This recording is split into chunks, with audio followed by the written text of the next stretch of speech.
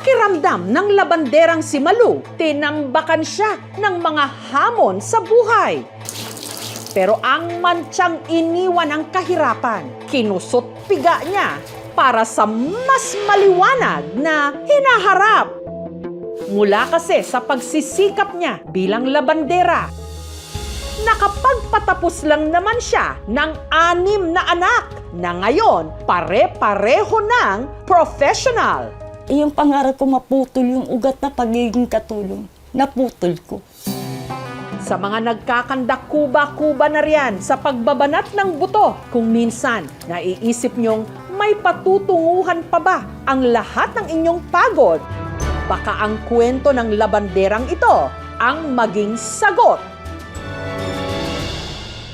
Tubong binangonan Rizal at galing sa pamilya ng mga labandera si Malu. Sa murang edad, namulat na siya sa salat na pamumuhay. Alam mo yung kanununuan mo, labandera, katulong, nagtitinda. Sabi ko, ayoko ng ganito.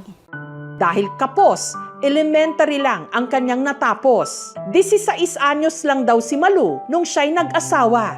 Nabiyayaan sila ng kanyang mister na si Cesar ng 6 na anak. Dahil sa pagpupursige ni Cesar na machine operator sa Pasig, kahit paano raw, nakakaluwag-luwag sila noon. Nadanasan ko rin anak yung may katulong ako, may labandera ako anak. Dahil maganda ang trabaho niya. Pero nagbago ang lahat nung dekada 80. Kinuha ng trabaho asawa ko. Nagdesisyon si Cesar na mag-abroad, pero hindi ito nagtagal doon. Nung nawala ng trabaho si tatay, yun na doon na siya parang napinanghinaan ng loob. Siyempre, ang dami ng utang namin noon. Nagkaroon depression ng tatay ko. Doon na kami nag-start na medyo bumagsak. Dahil lumalaki na ang kanilang mga anak, napilitan si Malu na akuin ang responsibilidad, natustusan ang pangangailangan ng kanilang pamilya. Napilitan akong maglabada kasi sabi ko hindi sapat. Sa araw, naglalaba, nananahi ako sa gabi. Sa pag-asang mas lumaki ang kinikita niya sa paglalaba, mula Rizal, lumipat sila ng Parañaque.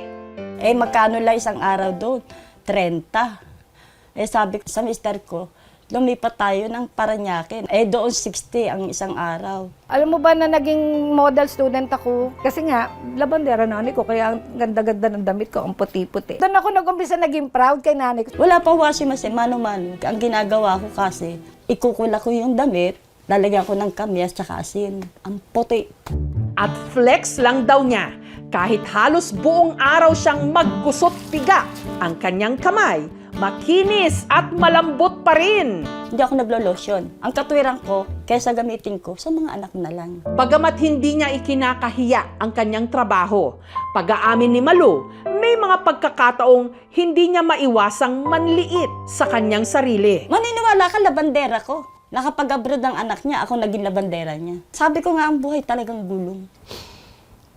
Alam ko, naalala ko nung elementary ako, somehow pinagtatawanan siya ng mga classmates ko. Birthday ko, nahihiyaman ako imbitahin yung mga friends. Doon ko nakita yung umawak sa ilong. Nakita ko ng pandidiri nila ng umaakyat. Ganun. Nang naalala ko yun, sabi ko, minsan nga natanong ko sa sarili ko, bakit mahirap kami? Kasi naranasan ko, nagkaroon na kami ng yaya eh. So, alam ko may kaya kami. Naging katuwang ni Malu sa paglalaba ang kanyang pangalawang anak na si Tina.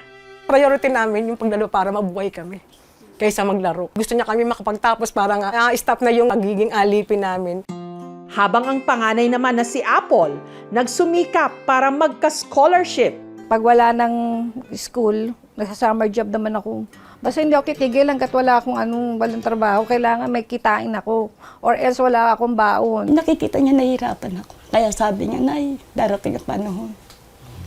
Iaahon kita dyan. Dito, halos lahat ng kanyang kapitbahay sa kanya raw nagpapalaba, gaya ni Maria Luisa. Yung mga puting damit, napapaputi pa niya. Okay talaga siya maglaba. Kumbaga talagang marirecommend mo siya sa iba. Kung aanin mo yung buhay nila dati, talagang maaawa ka. Dahil sa pagpupursige nilang mag-ina, si Apple nakapagtapos sa kursong secondary education at naging teacher. Nagsisigaw yun. Ano mga chismosa dyan? Hindi na, kagraduate ang anak ko, hindi buntis. So, ganun. Kasi di ba yung mga chismosa ganun? Pero kahit unti-unti na raw naaabot ni Apple ang kanyang mga pangarap, hindi pa rin daw siya nakaligtas sa pangmamata dahil sa hanap buhay ng kanyang ina. Masakit. Lalo na kay Apo na magturo yan. Sabi na isang estudyante sa kanya. Yan si ma'am, nanay niya, labandera lang namin. Pero sinagot niya, eto yung anak ng labandera nakatayo sa harapan niyo para magturo sa inyo. Tatatak sa mga tao yung pagiging labandera ko. Kalaunan, huminto sa pagtuturo si Apple. Pinasok niya ang pagninegosyo. Katuwang ang kanyang ina, pinagtulungan nilang pag-aralin ang iba pa niyang mga kapatid hanggang sa ang pagsisikap nila nagbunga. Si Tina, na dating katuwang ni Nanay Malu sa pagbabanlaw ng labada, businesswoman na. Si Pogi, bartender sa barko. Si Isay, BPO employee. Si Kino naman, supervisor sa isang kumpanya. Habang ang bunso na si Shek nagtatrabaho bilang Coast Guard sa Malacanang. Nung hawak ko na yung diploma ko, hindi yun sa akin eh. More than na nireceive ko siya, para talaga yun sa kanila. Ang sarap na ng pakiramdam na ngayon, okay na kami. Malungkot nga lang na taong 2023, ang mister ni Malu na si Cesar namatay dahil sa sakit na high blood at diabetes. Hindi niya naabutan ang tuluyang pagginhawa ng kanilang buhay. Lalo't ngayon, nakapagpundar na rin sila ng sariling bahay sa Cavite. Sa sobrang proud nga ni Malu na mapagtapos ang 6 niyang mga anak, ginawan niya ang mga ito ng naglalakihang mga cross-stitch. Nung bata sila, walang picture kasi tagirap talaga kami no. Para remembrance ko sa kanila. Susunod, kahapon lang, binalikan ni Malu ang dati nilang bahay sa Parañaque. Ano? Kilala mo pa ako? Kinikilabutan ako nung nakita ko sila. Ala? O ano, sino ngayon naglalabas sa inyo? Ako. Kahapon lang, binalikan ni Malu ang dati nilang bahay sa Parañaque. Ito pong General Malvar Street. Dito ako naglaba. Dito ako nagsasampay Diyan po lahat. dati kami nagsasampay. Oo. Pagpasok pa lang dun sa kanto, mixed emotion eh. Hindi ko alam kung matutuwa ako o maiiyak.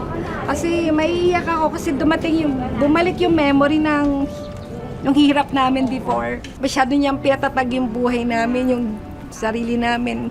Kaya ngayon nagsumikap kami. Kinamusta at nagpasalamat din siya sa mga dati niyang kliyente. Ano? Kilala mo pa ako? Kilala niyo pa ba kami?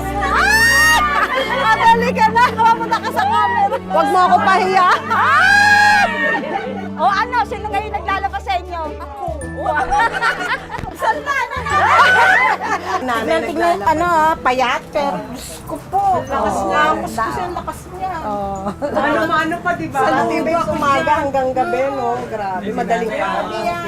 Para naman magpasalamat sa lahat ng pagsasakripisyo ni Malu, sina Apple may inihandang liham para sa dakila nilang ina. Nanay, kahit hindi natin kasama si Kuya Pogi, kasi nga nasa barko siya, meron naman siyang binigay na sulat sa'yo. Thank you for all the sacrifices you made, so I would have this journey. Every mile I sail, I carry your strength with me. Oh, sweet!